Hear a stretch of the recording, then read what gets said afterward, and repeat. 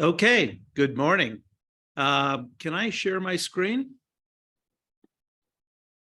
Yes. Okay, let's see.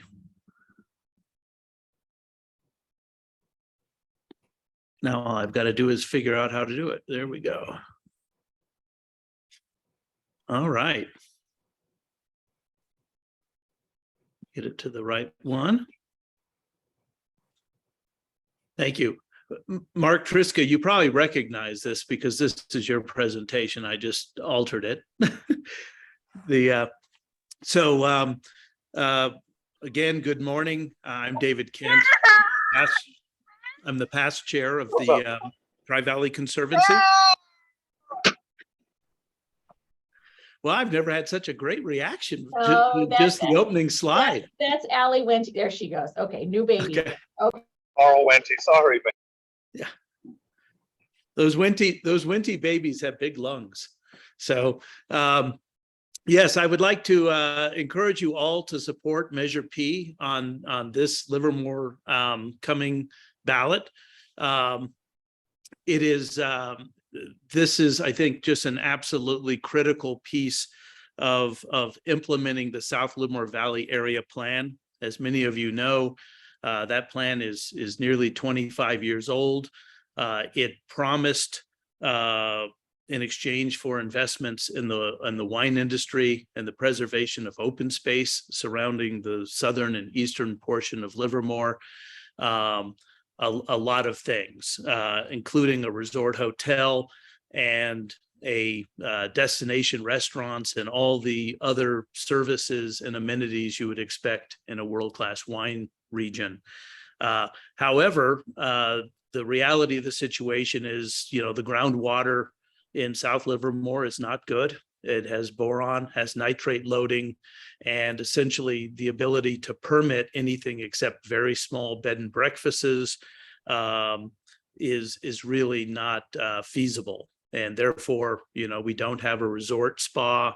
We don't have really much in the way of destination restaurants beyond what's offered at the golf courses in our area. So Tri-Valley Conservancy for the past several years has been leading kind of a group of stakeholders, broad group of stakeholders, to address this issue and see what would it take to bring a sanitary sewer out of the city of Livermore. It would not move the urban growth boundary, but it would pierce the urban growth boundary and go into the unincorporated parts of Alameda County that are inside the area plan.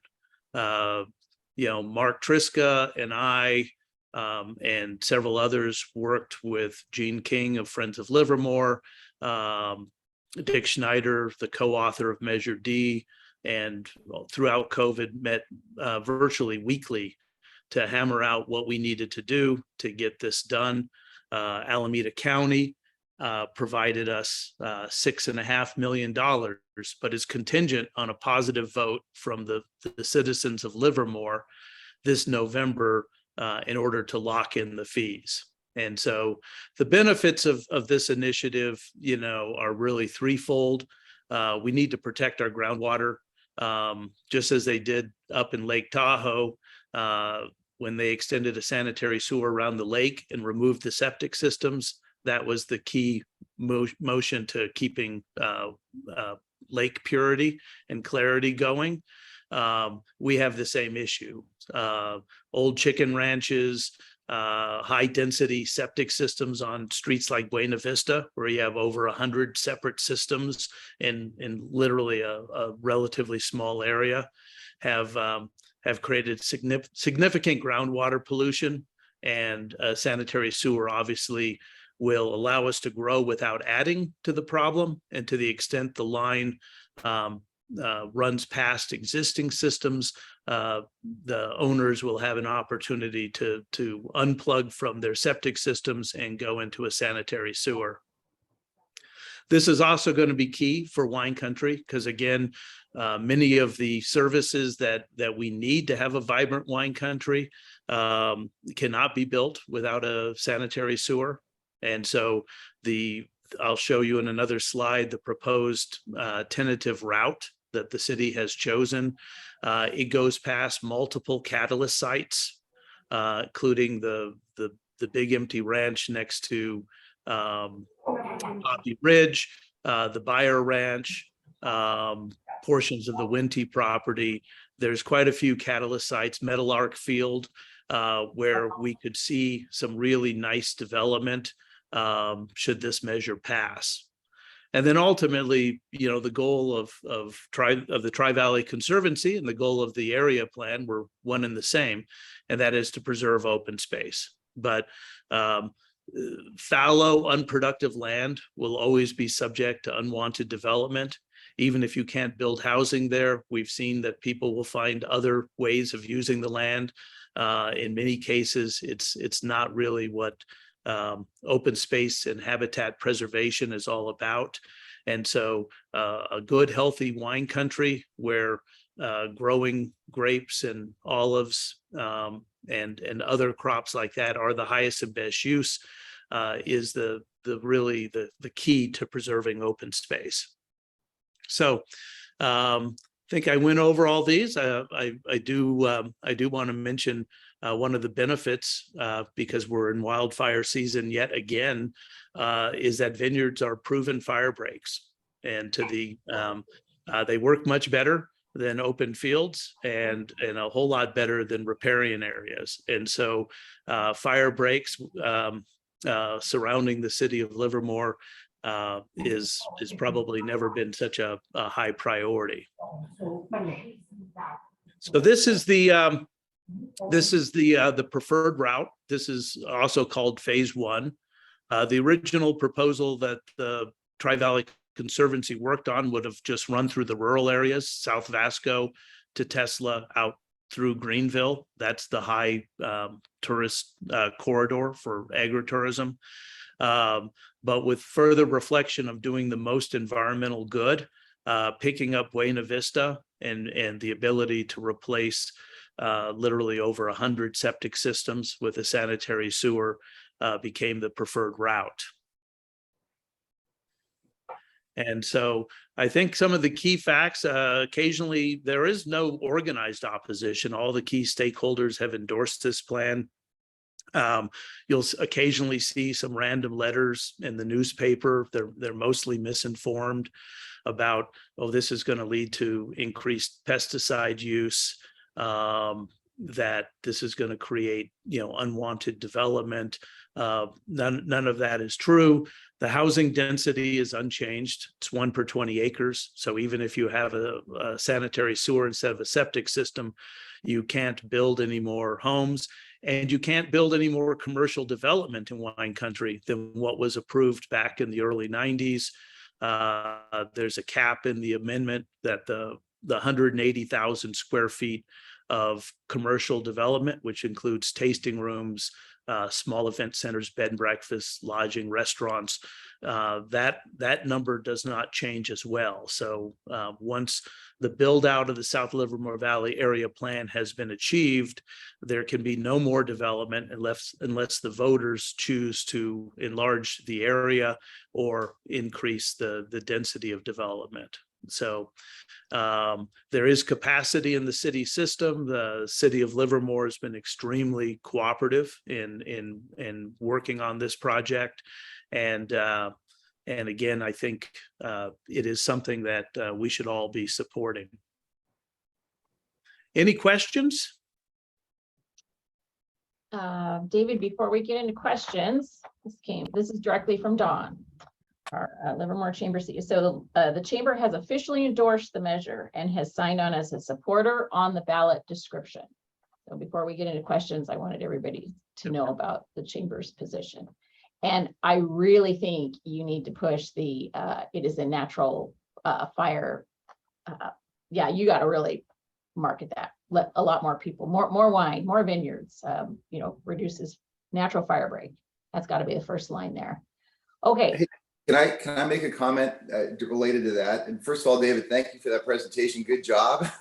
I don't mind if anybody loses my presentation. No worries on that.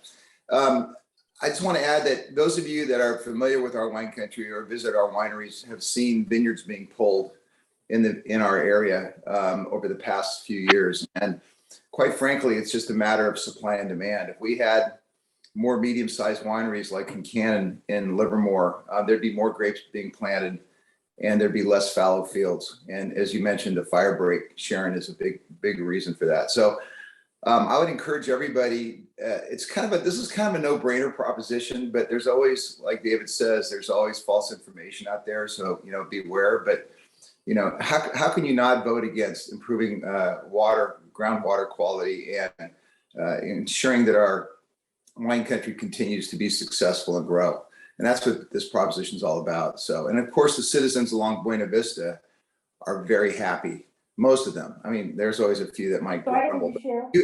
If you have the ability to expand your property, add bedrooms or add bathrooms, you can't do that now because you have lack of sewer capacity. So, anyways, appreciate everybody's support of this initiative. Great. Thank you, Mark, for those comments. And I think Miss Martha, maybe your mute isn't on. So I see you all furiously working in the office there. So nice job, Team Chamber. Okay, first, everyone, make sure you look in the chat. And John Marchand, thank you for doing that. David, your hand is up. Yeah, first of all, I'm personally in supporting Measure P. I'm also a director of the Friends of Open Space and Vineyards, and we are on record as supporting Measure P. And you showed our logo early on in the presentation. My question, though, is the following. There was an article in the San Francisco Chronicle a few weeks ago that said up in Napa, a vineyard owner, winery owner, was able to hook into was outside the urban growth boundary, was able to hook into the sewer system, then decided they didn't want to be a winery anymore.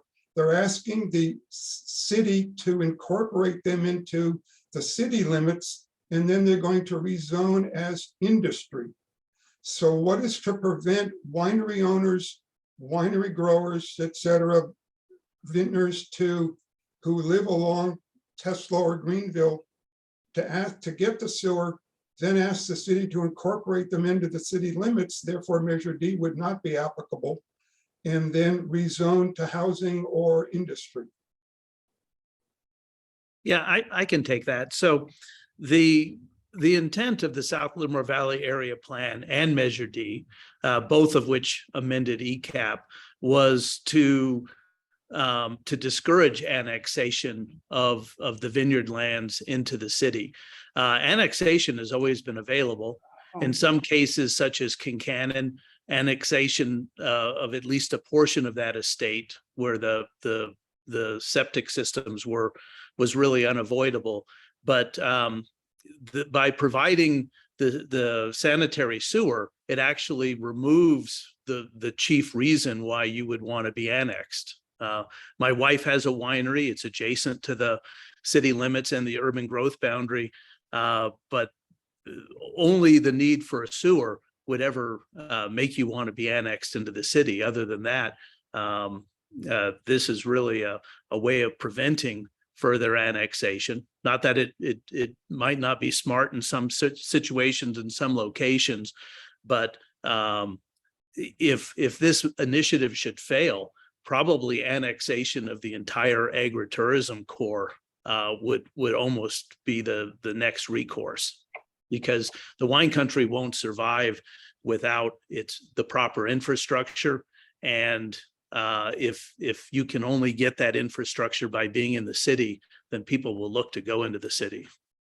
And remember, the Tri-Valley Conservancy has nearly 5,000 acres under preserved land. So for decades, we've been getting conservation easements over the most critical parcels that surround the urban growth boundary.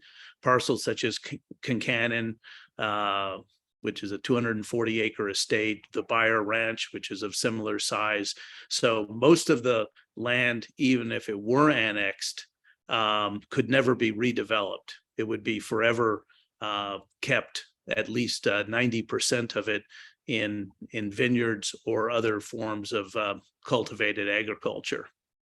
But if a vineyard owner gets the sewer, then decides that they cannot financially make it as a part of the wine region, and then asks to be incorporated into the city, what's to prevent them from doing that? Well, nothing would prevent them, but if they're under a conservation easement, in order to get the sewer extension for a larger parcel, you would have to go under a conservation easement. So you could be in the city, because there's the South Livermore Valley specific plan in the city, which is operating wineries and vineyards, but you wouldn't be able to redevelop your property. So it would just be another vineyard operation inside the city versus outside the city lines. Okay, thank you.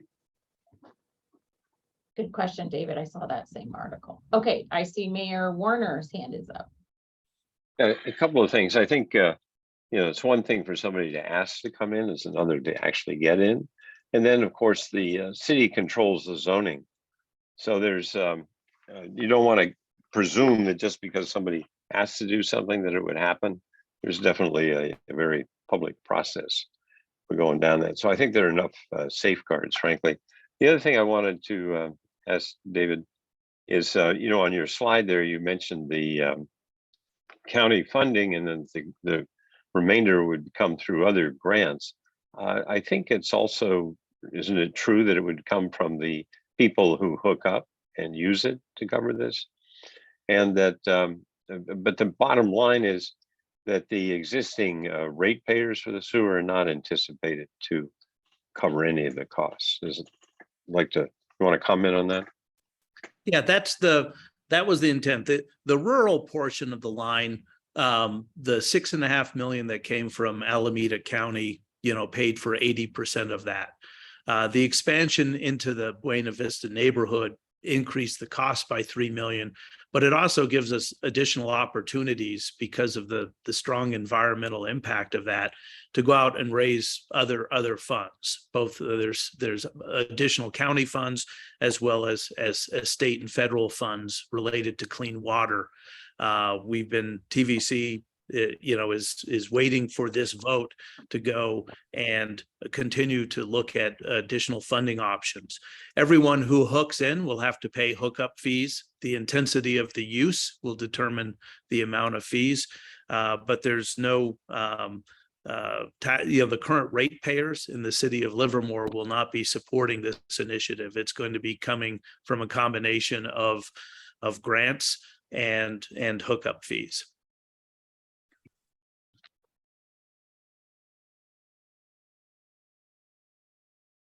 All right. And I do see in the chat that John Marchand mentioned that the East Bay Times just endorsed Measure P. So that's great news. And I know Mayor Warner worked very diligently to get that endorsement. So thank you, Mayor. Well, it's Dan Bornstein's an interesting character, and he certainly does his homework. So when he endorses something, it's a good thing. I see John has his hand up. John? Yeah. Yes, that was my point. In this morning's paper, the East Bay Times endorsed both Measure P and Measure D, saying that the voters should support this to expand the wine region. So great job on everybody's part, great presentation, and get out the vote. Yes, thank you. John has his cat on the camera this morning. He has his newspaper. He had a lot of props here this morning. So, all right. It's all theater, right? Yes, we're in the theater business down here. Okay, so David, thank you. I wanted to say, really wanted to thank David and the wine growers, everybody associated with this, and all of the people they worked with to broker a deal that everybody could get behind. I think it's incredible. And I think I'll just say, when I was talking to Bornstein, before he did that editorial, we were just commenting on the fact, wait a minute, there's no organized opposition against this. And it's a result of everybody having come together and thought this through very carefully, put in the right safeguards. So this is unusual and quite an accomplishment. So I think David and the rest of the people in TBC, et cetera, and those he worked with should really be congratulated on this. Yeah. Well, thank you. And hopefully this is a template for continuing to get all the stakeholders together. It takes a lot more work, but it is certainly worthwhile, and hopefully we'll continue to work on things that kind of unite us instead of divide us. And this is certainly one of those issues. Okay, thank you. All right, so now we are going to hear, I know Kim McNeely, I saw she's on there, because she's going to speak about the school infrastructure bond measure. And then we're also going to hear from CalChamber. So this next set of speakers, the chamber has not officially taken a position on any of these measures. This is just information. And we just need to kind of hear about, hear their presentations, and then the chamber will determine, what we will do next. So first up, Kim, would you like to go ahead, and do you need to share your screen and take it away? I think Michelle is going to share for me. I'm, in fact, Kim McNeely. Good morning, everybody. Not E. Sadkowski, who is one of the many great people in our office who helped me get ready this morning. So thank you to Michelle for helping me switch the name so you can see who I am. I'm really pleased. I'm going to try to fairly quickly go through what is actually a lot of, I hope, great work that we're going to be able to do. Our board in August placed Measure G on the ballot, which is the next phase of facilities master plan work in the district. And Michelle's going to help me go through the slides. And I'm, again, going to try to fairly briefly go through, but I'm happy to answer questions or dive deeper in things that you're interested in talking about. So next slide for me, please, Michelle. So in 2014, our district developed a facilities master plan that really guided the work of Measure J, which is the work we're currently doing. And there are several projects in town that were done district-wide, but some notable ones that you're probably more aware of or more visible. Work at Mitchell, a new classroom building there and gymnasium, a new two-story classroom building in East Avenue, improvements to the front of the East Avenue campus. Granada High School, some additions there to athletic facilities, and most recently, probably and probably most visibly, the sports complex at Livermore High School that was recently opened. And so in 2000, as we're concluding Measure J work and really coming to the final stages of that work in the next few years, the district was interested in exploring an update to our facilities master plan. And in 2018, we began that process to really look at a second phase of needs or projects that would be important to move forward in our district. And I think this is an important slide because part of that process was really on the left column there. You see goals that the board and the district established that would guide the work, the kinds of things that we felt were important to establish equity across campuses, to create more program opportunities, to address growth that we have. COVID, one of the few benefits of COVID is it really activated outdoor spaces for us and re-energized the use of those spaces. So making sure that they're appropriate in terms of instruction. Definitely addressing a very large number of portables in our district that are aging and certainly have reached their useful life, that we're efficient in the work that we do, that it's welcoming to the community and our students, that it's safe, of course, and ultimately we inspire. And in response to those goals, we developed plans that really address those things in terms of creating infrastructure that supports all those goals, making sure that they're functional, that the space relationships on campus make sense. One of the features of long-term builds on a campus is that often we start to add stuff and it starts to have less cohesion and programmatically be less responsive as we just try to address needs over many, many years. We have many aging facilities in this district. And so the attempt to start to recreate those space relationships and to make better connectivity on the campus, again, to activate outdoor spaces. It probably goes without saying, but it needs to be said, everything has to be cost efficient and that it's constructible, which on live campuses is one of the biggest challenges in implementing work. So on the left column, really the goals we started with and ways that we in our planning responses attempted to address those goals. The next slide, please. I want to take just a second to talk about the process because I think it's important and it may be particularly interesting to this group. As I said, we began implementation of our facilities master plan goals with Measure J, but we would like to continue those. And so we started looking in 2018 at very site-specific analysis. We went to every campus in this district and did an individual specific review of infrastructure needs, program needs, and did a very comprehensive review of each campus. We also looked at what the capacity on our campuses is and whether or not we were fully addressing the needs of the number of students we had, and then worked with the city to develop some updated demographic information, including a long-term build-out projection to make sure that the plans we were creating were on track with ultimately the goals of the city and the responses we would need to provide in schools. Obviously, a long-term demographic projection does have to be updated regularly, but I think it was an important piece of data in making sure that our plans were responsive. And so the result of all that work was an identified and maybe not surprising, at least to us, maybe to the community a bit, a $1.7 billion facilities need district-wide. That is the cost of updating all of our facilities to modern standards and current programmatic standards. I would say, as much as that's a very large price tag, it is very consistent with master planning efforts that we have seen in neighboring communities and really in Northern California. And not atypical of an aging district as ours is. Most of our facilities, as folks here are aware, were built in the 1950s and 1960s. So the board wanted to begin to address those needs, and the result of that is approval of the facilities master plan in 2021, and that began the exploration of funding sources to begin to address the needs that were identified. Go to the next slide, if you would, please.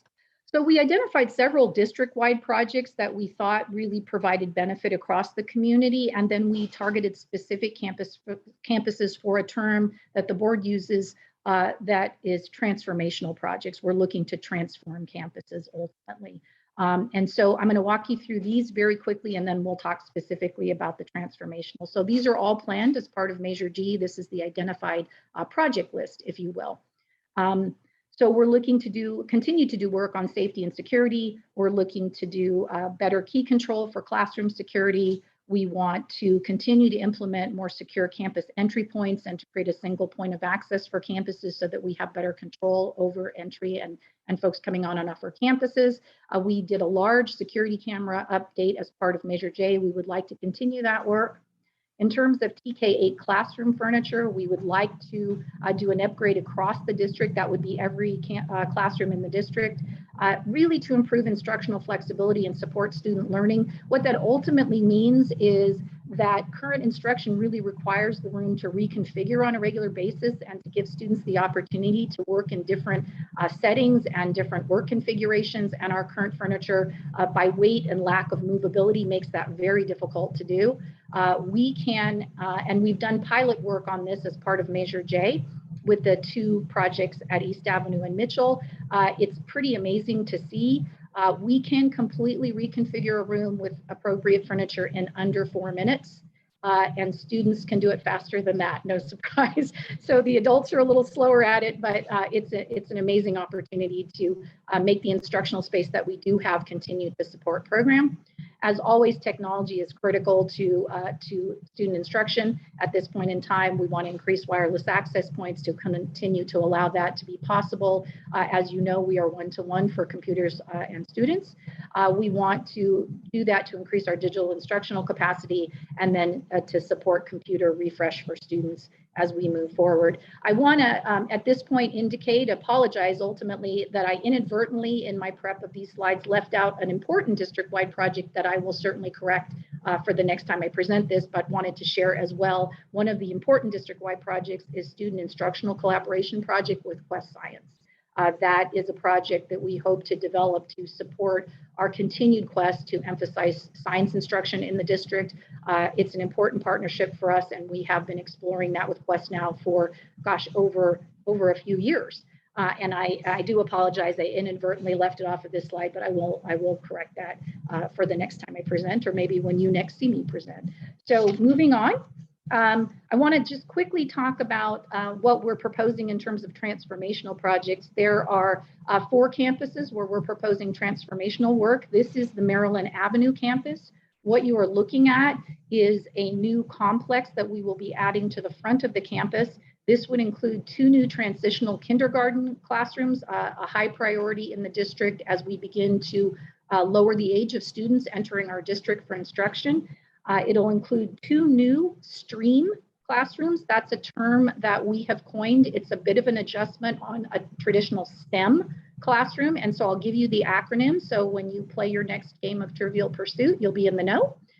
Science, technology, research, engineering, art, and math. For us, we are emphasizing research as part of that process. And so that's the acronym STREAM.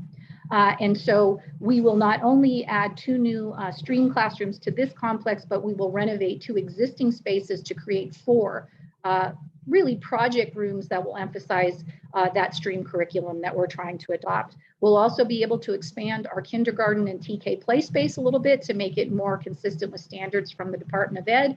And then last but not least on this campus, we will create a new student drop-off area and parking space, really improving the look of the front of this campus collectively. This is in the very front of the campus. This campus is very much due for a facelift. And also will help improve traffic flow and safety around the campus. For folks who are familiar with this campus or who want to get familiar if you're going to drive by at some point, parking and the drop-off situation is a little difficult on this campus, just the way that it's configured from the 1960s.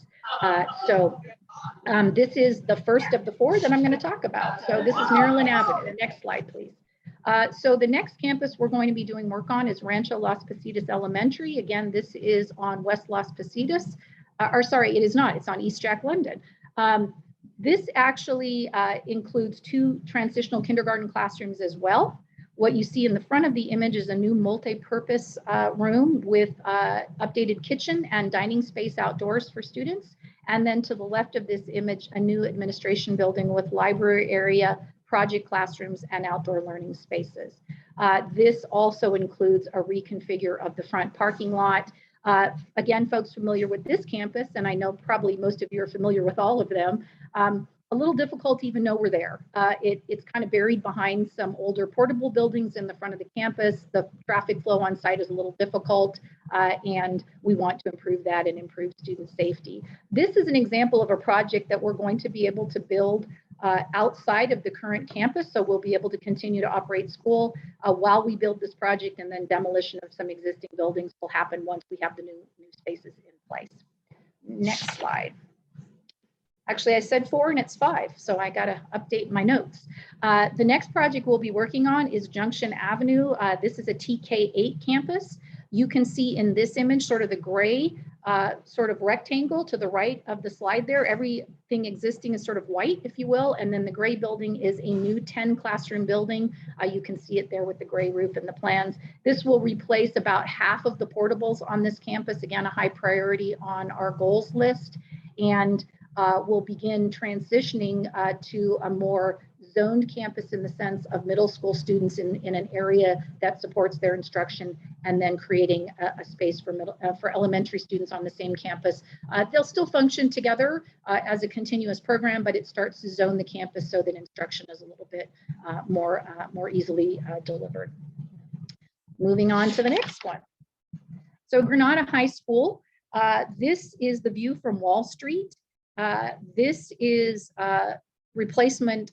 This is a 55 classroom building and administration area, replacing the front of the campus and 1950s classrooms that are undersized and do not provide appropriate instruction any longer. Certainly they have reached their useful life, and will replace all of the portables on this campus. So this is a 3-story classroom building and includes project instructional space, and will completely update most of the academic classrooms on this campus. So the focus of this project is academic classroom replacement. If you flip to the next slide, this is the other side of that building. This is the view from the student courtyard side. We are, as always, attempting to keep as many of the lovely trees on the Granada campus as at all possible.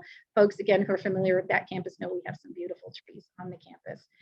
So this will be the student side. We'll expand the student quad or courtyard a little bit as part of this project. But again, the focus is an academic classroom replacement. Moving on to the next slide. A similar focus at Livermore High School. This is the view from for the student courtyard or quad area. This basically would be from the front parking lot that you would see off of East Avenue and Maple. If you were generally standing in that area, this is what you would see. This is also a 3-story classroom building. Will replace all of the portables on this campus and will provide some additional career technical education space that's currently in inadequate spaces on the campus. So the ground floor will be career technical ed classroom spaces, and we'll begin updating those facilities. And then the second 2 floors are academic classrooms. Again, the focus of this project is academic classroom replacement. In addition, we will be creating a new student quad or courtyard. One of the great challenges on the Livermore High campus is it is about half the size of recommended Department of Ed standards for a high school.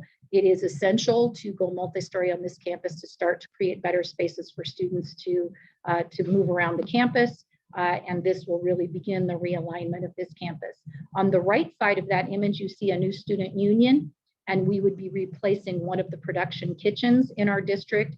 That kitchen serves 6 other campuses in our district and has had renovation over the years, but struggles to meet the demands of our other campuses and the needs of this campus. So again, a new kitchen that would serve this campus and production for other campuses in the district, and a student union area for students.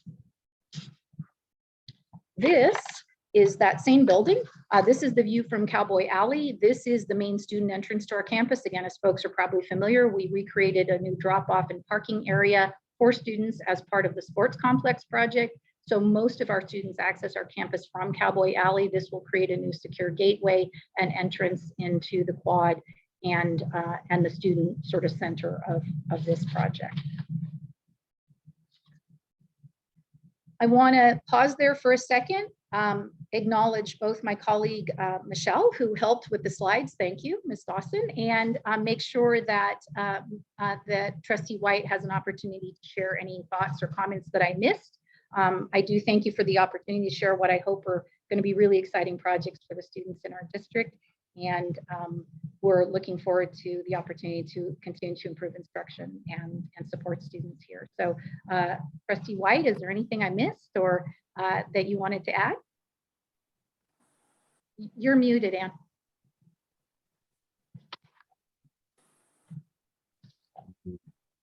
Here we go. Now, I just wanted to remind folks that in the projects of Measure J that we've been doing, that Kim and her crew have been doing, she's always come in under budget and on time. So we have a good track record for getting things done. And even the change orders are within budget, which I think is remarkable. So we need to trust our money and our project of rebuilding in enhancing our physical facilities to Kim and her crew. And she didn't mention exactly which projects would be covered under the Measure G, which is a bond that will be on the ballot in November. But we found out last night at the board meeting in response to a question from the public that the facilities master plan is available at the Livermore Library. So if you have a curiosity that this is peaked, just go check it out. I don't know if you can take it home, but go look at the facilities master plan that's there. It shows thorough planning and a vision of the future of Livermore for our students. Thanks, Kim. Actually, Ann, I'll just add to that the facilities master plan is on its way to the library. We Oh, talked to the library about having it there, but it's actually not there yet. But we hope to have it there shortly as a resource for our community. Thank you. Thank you. Yeah, our And vote yes for the bond. Thank you. Our enthusiasm got ahead of us. The document will be there this week. I apologize.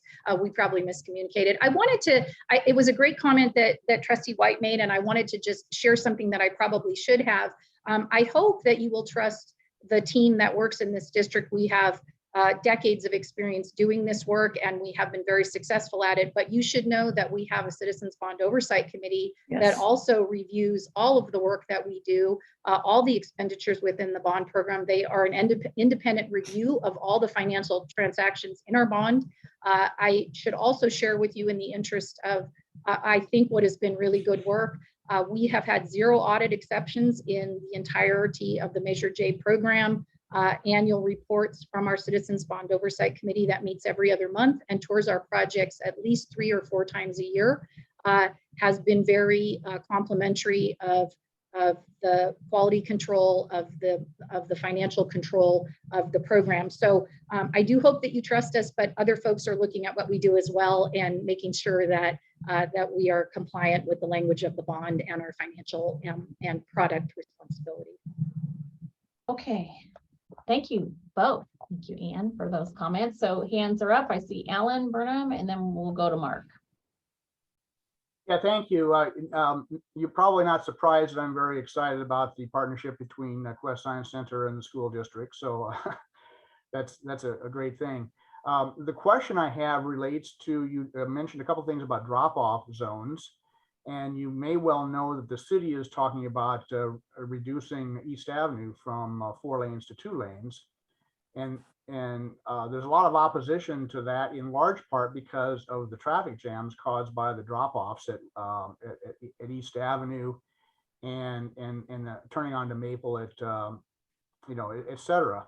And so my question is are you working closely with the city to figure out the optimum mix of your facilities and the city's desire to provide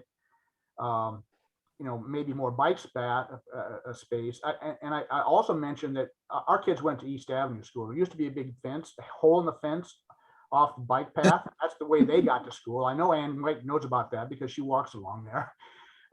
But I guess the question is there some way of encouraging backdoor entrances that would alleviate the traffic on the main thoroughfares to reduce that traffic? So great question. I don't know that folks know we have a very active, thriving, and wonderful partnership with the city of Livermore. We in fact meet with planning staff every 2 weeks in an interest of having just ongoing dialogue and open communication about the work that we're both doing. So I would say we have worked really hard to cultivate that partnership. We work very closely with the city. Much of our work requires encroachment permits, so the city has been supportive of helping us do that. We have set up that dialogue for the purpose of continuing to have those conversations. We absolutely look at alternatives to make it safer for kids. And with regard to East Avenue, we actually were invited to and have my colleague Nick Olson is on the committee studying the East Avenue corridor. So we actually have, we're very graciously invited to be part of that committee and represent the school district and our interest on that project. And we do have active dialogue and participation in that committee. But honestly, there is an open path, both directions. We talk to each other all the time, and the city has been wonderfully supportive of trying to help us do the best we can for students in this community. Okay, thank you. Mark? So thank you for the presentation, and I certainly support your proposition. There's been a lot of talk about school districts creating housing for teachers, and certainly we have that problem here in Livermore because of the cost of our housing here.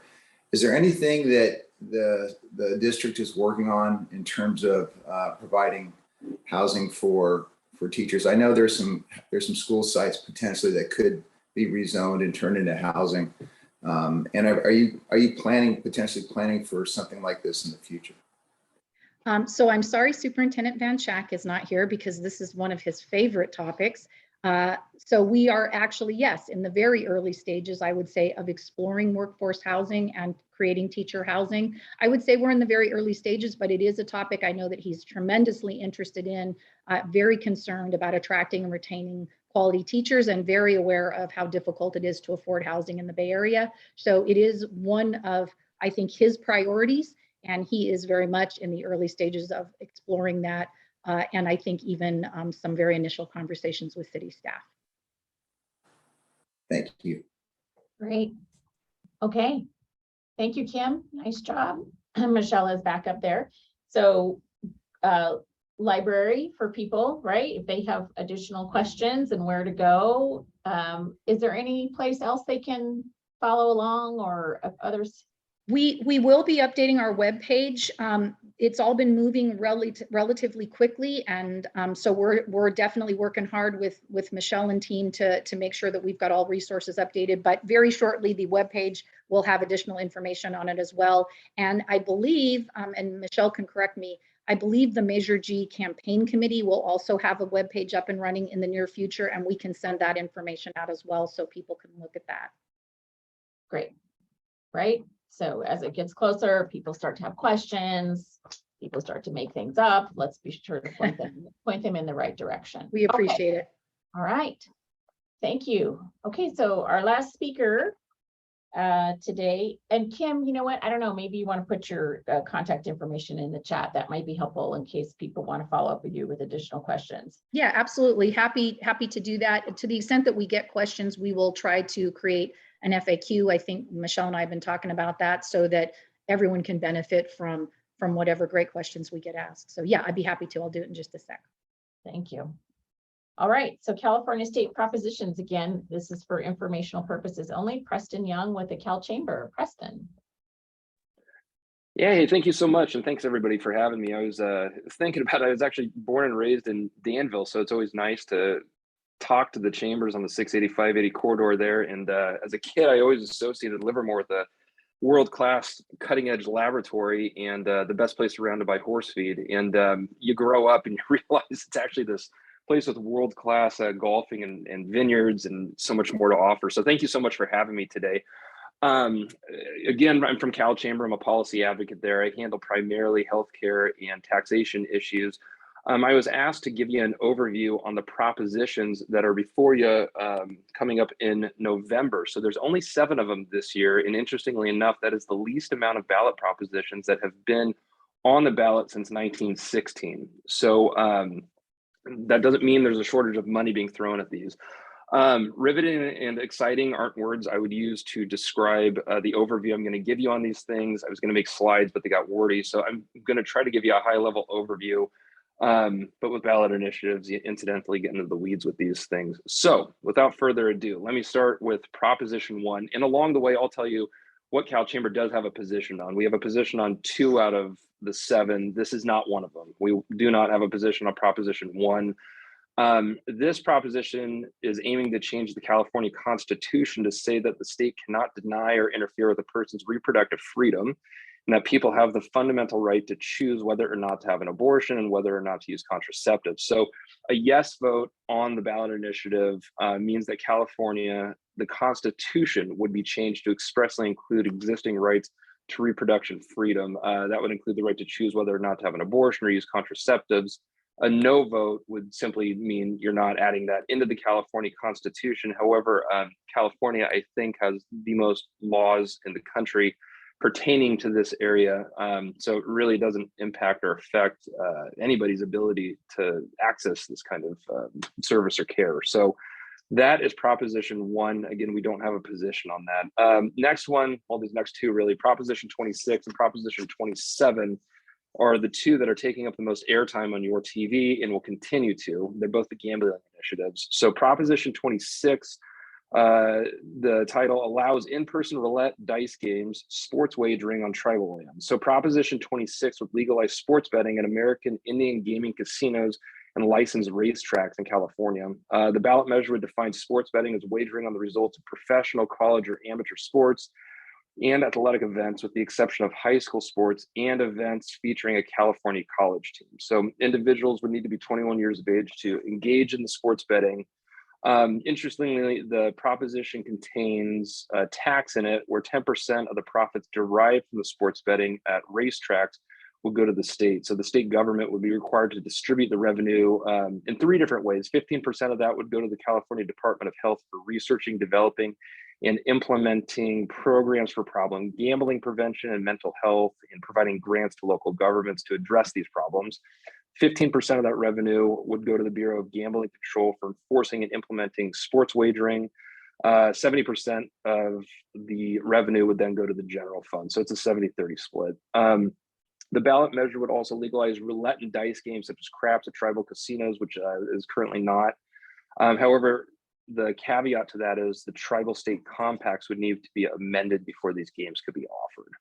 So that is Prop 26. Prop 27 is now a competing gambling legalization initiative, and the two, as you can see publicly, are starting to compete with one another on airwaves, demeaning each other's initiatives. So Prop 27, again, CalChamber doesn't have a position on this.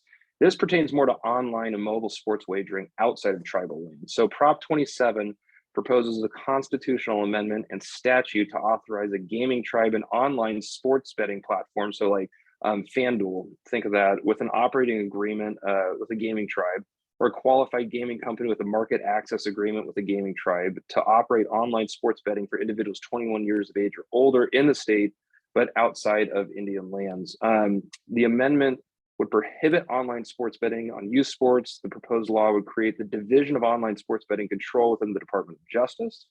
The initiative would give the division authority to regulate the online sports betting industry and investigate illegal sports betting activities. This would go into effect January 1st of 2023 if it succeeds. The proposed law would also establish the California Online Sports Betting Trust Fund. So the revenue from the licensing fees, renewals, and sports wagering tax would be deposited into that fund. And what you're seeing now in the ads for this proposition, where it differs from Prop 26, is the money would go into a homelessness fund. So it would be called the California Solutions to Homelessness and Mental Health Support Account for permanent, and the money would go for permanent and interim housing. That's 85% of the funds. 15% of that revenue would go to the Tribal Economic Development Account, which would be established by the initiative to provide funds to Indian tribes for expanding tribal government, public health, education infrastructure, and economic development. So mobile and in-person sports betting, currently illegal in California. This one's aiming to legalize it.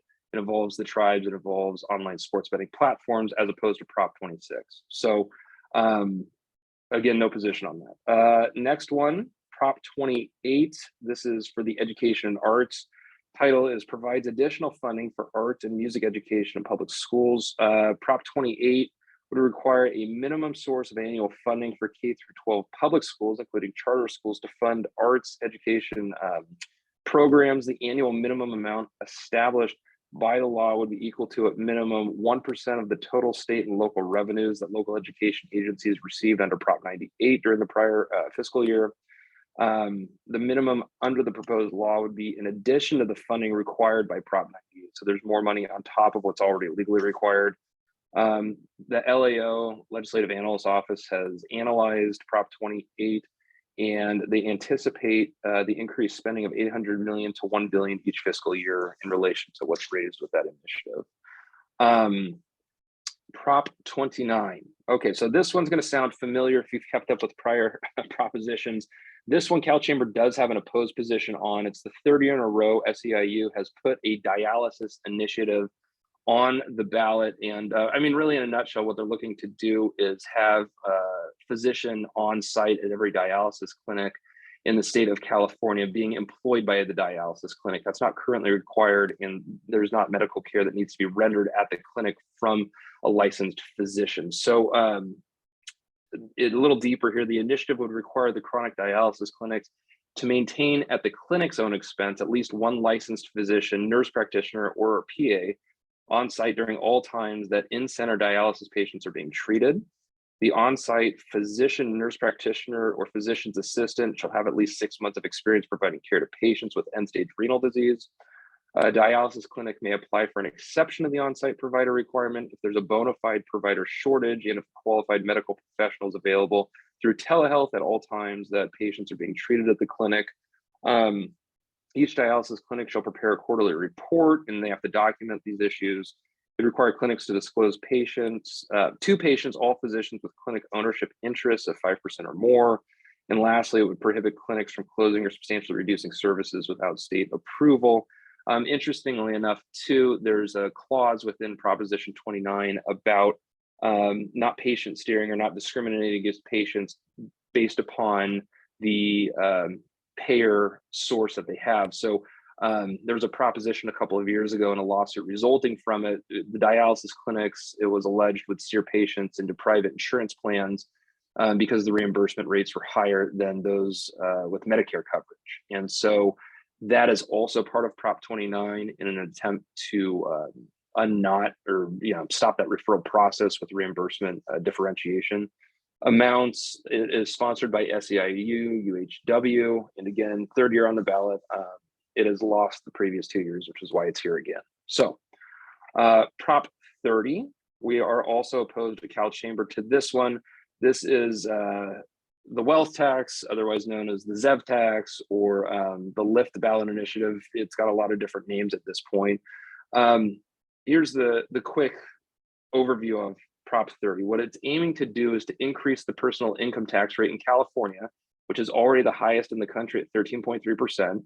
So it would increase it by 1.75% and apply to individuals, sole proprietors, pass-through entities that have a personal income of $2 million or more.